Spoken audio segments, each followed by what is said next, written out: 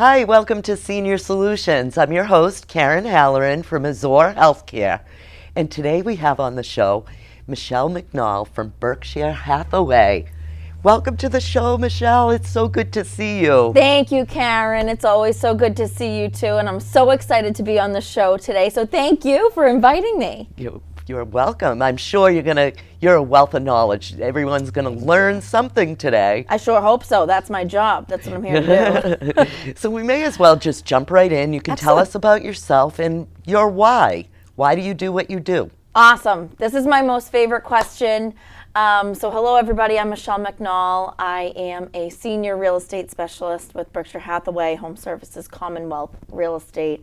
And many may or may not know, but I'm also the business development manager for ABC Home Healthcare Professionals. So truly helping seniors is at the heart of everything that I do. And it's super important to me.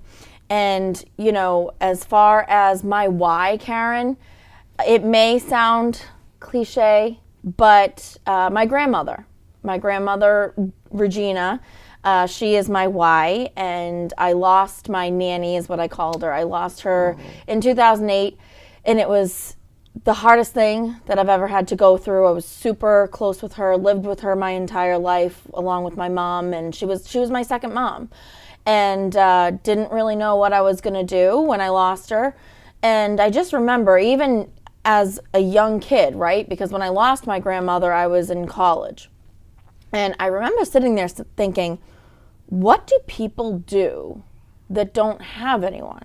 Nanny was lucky because, you know, she had me, my sister, my mother living downstairs. She lived upstairs. It's like we were all together all the time. But what do people do that don't have that? Or, you know, we think about families right now. Family dynamics are so different than what they used to be, right? Multi-generational housing was more of a common thing. Back even just if you think about 15, 20 years ago. But now you've got families displaced all over the place. You've got folks taking a job in Colorado or in California on different time zones. And luckily technology has made it easier to be able to stay in contact, but nothing can really replace that one-on-one interaction with family and just being there. So I remember as a young kid being like, what do people do? And to fill the void of losing Nanny, I thought, oh, okay, well, I'll go volunteer my time. I never in a million years thought that there was even a world of elder care that I could be involved in, and certainly didn't think that I could be involved in the elder care world and also use my passion for older adults and helping to solve very complex issues, but also combining that with my absolute love of real estate and being able to help people find their homes or help them make their home more accessible so that they can age gracefully in place if that is what they so choose. So long answer to that question, but my why is because my grandmother was so important to me. She was my guiding force, and because I, at the very core of who I am and in everything I do, I just want to help people. I just want to collaborate and problem solve so that people can be living their best life, because I believe that no matter what age we are, no matter if we have a disability or not, no matter what challenges we face, and we all do, we deserve to be living our very best life, and that's why I'm here. Well, I know this about you. You're very passionate. Thank you. If we could just back up for a minute. SRES, Senior Real Estate Specialist. What does that mean? Is that a designation or? That's a great question, Karen. So yes, that is a designation. So I am a realtor. I'm a real estate agent, and so I can assist all clients. So whether it's a first-time home buyer, whether it is a downsizer, whether it's someone who is unfortunately getting a divorce and has to make a move. And with my SRES, Senior Real Estate Specialist designation, I also have the additional tools needed to be able to service older adults and seniors, because I will tell you, because I know this inside and out, when you are working with seniors on a real estate transaction, it is vastly different than working with any other client. And even though the SRES is a designation that, you know, real estate agents can pursue and they take a course and they can complete that, they can get that. But I am in a unique position because I not only hold that designation, but I am fully enmeshed in the elder care space, being part of the home health care world. So in addition to my knowledge about older adults, the things that are important to them, how delicate you have to be in certain situations, and being able to handle the transaction differently than you would any other transaction, I also know many more things like, okay, what are housing options? Or if they're looking to go into a facility, well, what do they love most about their home that they need to find in their next home? Also, okay, if someone really doesn't want to leave their home, but their adult children think that that's the only way, are there other options?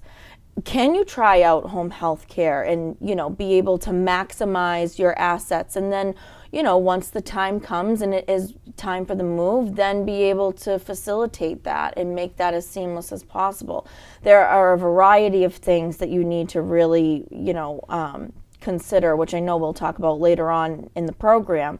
But the other thing too is, because of my unique position in being so active in the elder care community, I have just exponential amounts of contacts that I am happy to be able to facilitate introductions for my clients and their family, and these, you know, these specialty contacts to be able to bring everyone together on this transaction to make everyone A, feel at ease, because peace of mind is so important through this process, and B, be able to make it as seamless as possible from start to finish, because that at the end of the day is what everyone is looking for. And of course, working tirelessly and relentlessly in the best interest of my clients to make sure that they are living the life that they deserve to live, that they're introduced to the proper parties that they need to be introduced to,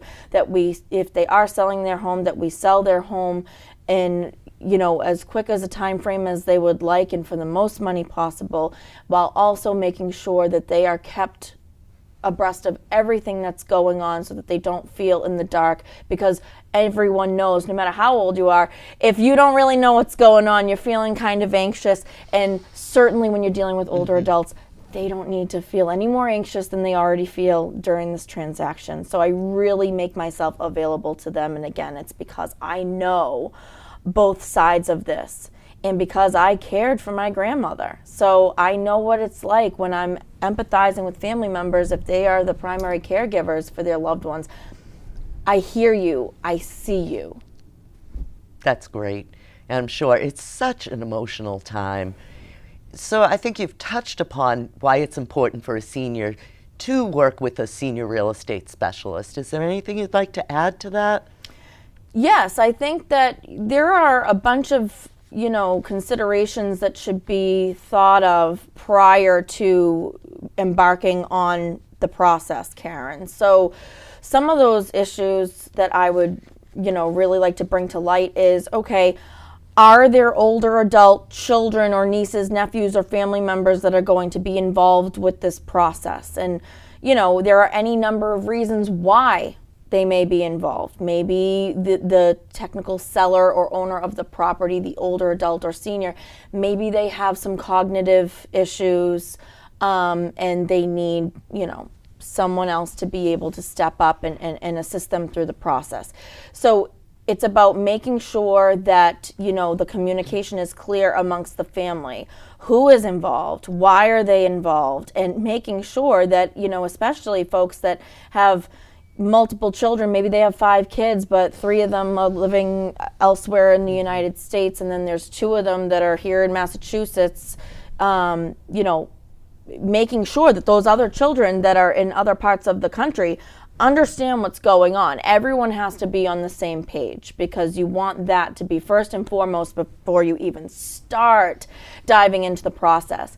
Then the other part is really making sure that if there is a cognitive issue with the senior or the seller, that the proper legal documentation is in place to be able to give the rights to that older adult child or appointment to be able to make those decisions. And also working with attorneys to be able to say, okay, is this home in a trust? And what does this mean? And how should we make sure that when this does go on to MLS, that, you know, we have everything that we need in order to make that sale, you know, as easy as possible for the seller and the seller's family members. The other thing, too, that we're seeing a lot of in the senior real estate world is, you know, they're requiring some extra care, so they need to have more money at their disposal, right? So they think, oh, okay, well, you know, I'm gonna try to go on Mass Health, right, which is also referred to as Medicaid, and maybe they're starting the Medicaid application process. And for anyone who isn't aware, when you do start the Medicaid application process, there is a 5-year look-back period. I'm not going to get too deep in the weeds with that, because that's outside of my scope. I have many attorney friends that I could have speak to that all day long. But the 5-year look-back period, in summary, is, you know, Mass Health, aka Medicaid. They look back at your assets for 5 years prior to when you started that application process to see, did you sell any real estate? Did you, you know, sell off any items that, you know, that you made a profit on? Because all of that is fair game if it's within that 5-year look back period. So I know that I have dealt with a lot of seniors who, you know, when we talk about the home sale process, oh, well, I can just sell, you know, I'll just sell my home to my daughter for $1. And in theory, you think that makes sense, right? But no, the government finds that. They know where to find that. And though that's still an asset that counts, right? That they can assume that you have the money from that sale. So no signing things over for $1. There's no real hiding anything. I'm sorry to say that. We want to play nice in the sandbox with the government. But, you know, to that point, it's really something that you have to look at from a more grand perspective by involving elder law attorneys or your estate planning attorney, and B, a CPA, so a certified public accountant, or your financial advisor, because these are all things that you really need to be kind of questioning and discussing before you start getting in the weeds with the process of selling your home, because especially if you are planning on going into an assisted living or a memory care unit or even independent living, you know, you want to make sure that you have the assets to be able to cover that, because it is a significant cost. I love these facilities and communities so much. I have so many friends and contacts at them, and they're phenomenal. But you really just want to make sure that fiscally it is a responsible decision for you. And again, these are the things that a senior real estate specialist should know, but I can speak to them backwards and forwards because I deal with it every day, and I'm having these conversations every day. And then also, you know, as far as folks, if they don't have the money to really sell at this point, because it will cost too much money if they go into a community before they actually need to. That's absolutely where you could bring in home care services and extra care at home that helps with keeping you safe and living safe and independently at home for longer, but also being able to retain what is people's most valuable asset, which is their home. I mean, look at what home prices have done over the course of just even the past 5 years, right? Exponential growth. So the key is we want to make sure that you are in the best position possible to be able to age according to the plan that you've set for yourself. And that's the key, Karen, is when there are older adult children or family members that are involved in the conversations and the process, I'm very straightforward with them. And I say, and I tell them right up front, I say, look, I want your feedback, I want your opinion, but at the end of the day, this is mom and dad or aunt and uncle or whoever it is. This is their home. It is their decision. So, if we're all together, gathered round a round table, if the owner of the home is maybe struggling to ask a question or get something out, and one of the, older adult children try to chime in, I'm respectful of it, and I say, oh, thank you, hold that thought just 1 second, because I want the older adult that's involved in the process to be able to have that dignity of being able to tell me what you need to tell me. Express your feelings. It is a safe space. And that's exactly why these senior real estate transactions are vastly different than any real estate transaction. You can't be on a time constraint really when you're dealing with this. I mean, obviously we can get things going quickly, but when I have my conversations with the older adult, it's fair game. Take your time. Tell me what you need to tell me. Ask me what you need to know. And I'm happy to listen to you. I'm happy to walk you through the process. And I am a firm believer, no matter whether it's a senior or any other one of my clients, there is no such thing as a stupid question. Yes, I can spit things out because this is what I do for a living.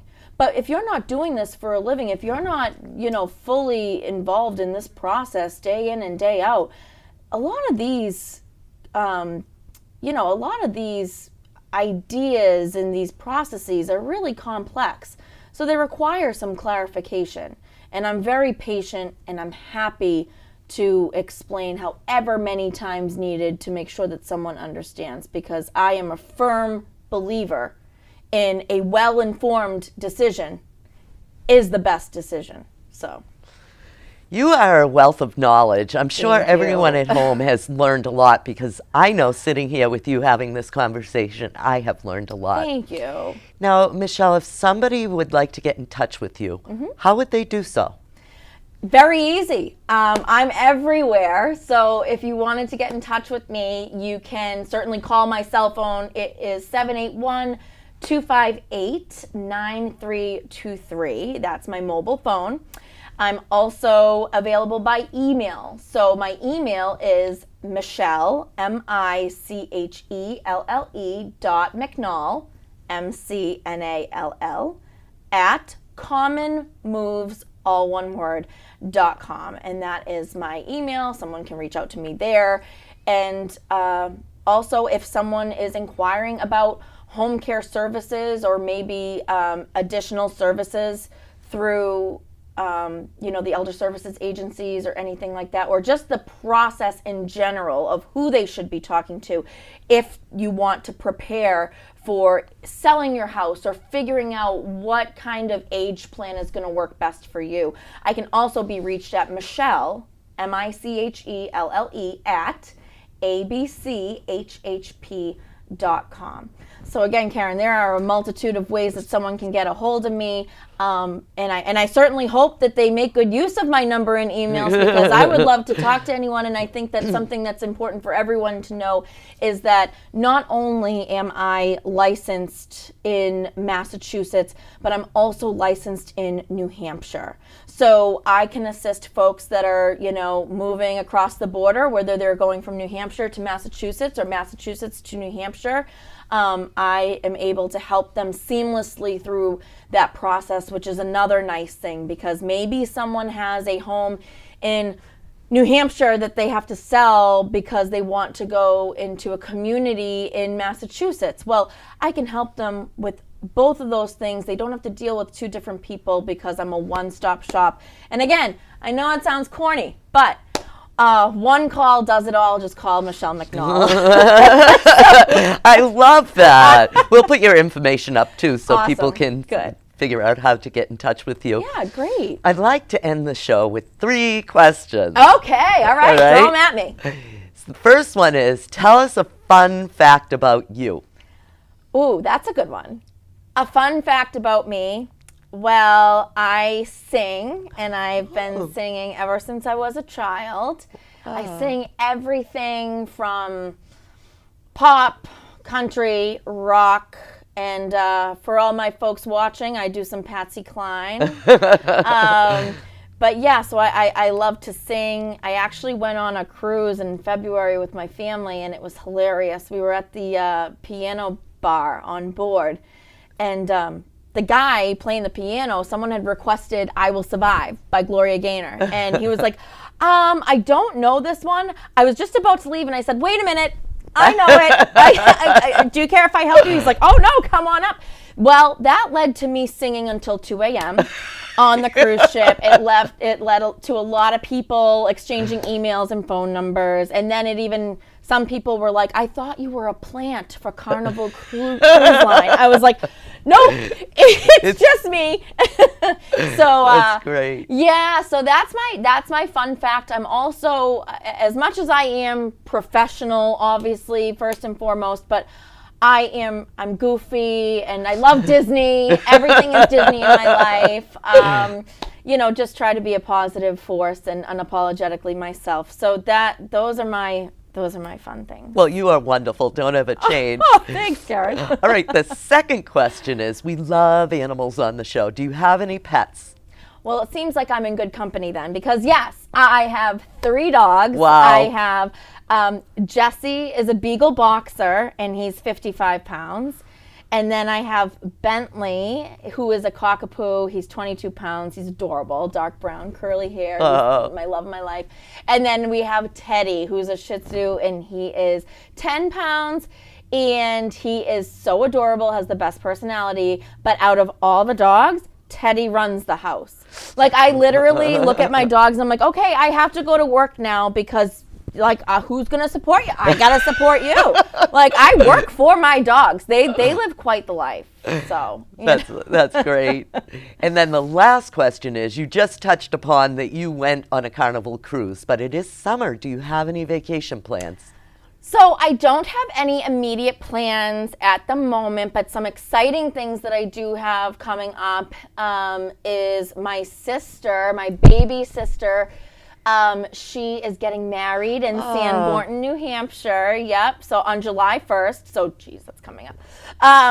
So she's getting married in Sanborn, New Hampshire. It's going to be like a whole weekend. It's going to be awesome. Her soon-to-be husband, Joey, is phenomenal, works at the Boys and Girls Club in Wakefield and Stoneham, and he's just like the best person on earth. And my sister is a nurse at Parkland Medical Center. So really healthcare runs in our blood. For me, obviously, my version of healthcare is a little bit different than hers because she's right on the front line, but I still like to think that I have a healthcare undertone in everything that I do. So super excited about that. And then my family does have a place up in Laconia on Lake Winnipesaukee, so that has always been my happy place. And we have lots of friends up there. We enjoy the boat and stuff, so I try to get up there as much as possible. That's great. I'm jealous. Oh, come up anytime and come visit me. But it is so great. Like, I love the summer. It's a time where, you can just enjoy some days off, and I especially love to just spend it with my family and friends because they mean so much to me. So any chance that I get to be able to just kind of live in the moment and have some fun with life, that's what I try to do. Well, thank you so much for coming on the show. Once again, I know you are a wealth of knowledge. I've learned things. I'm sure people have learned things at home. And I don't see any reason why somebody wouldn't go with you. Well, thank you, Karen. I appreciate it. And yes, I just My one last thing that I'd like to say to everyone watching is that, there is no pressure, there is no obligation. I think that you can kind of see I am not that typical salesy type of person. It's just I really am so committed to being a resource hub for the people who need it.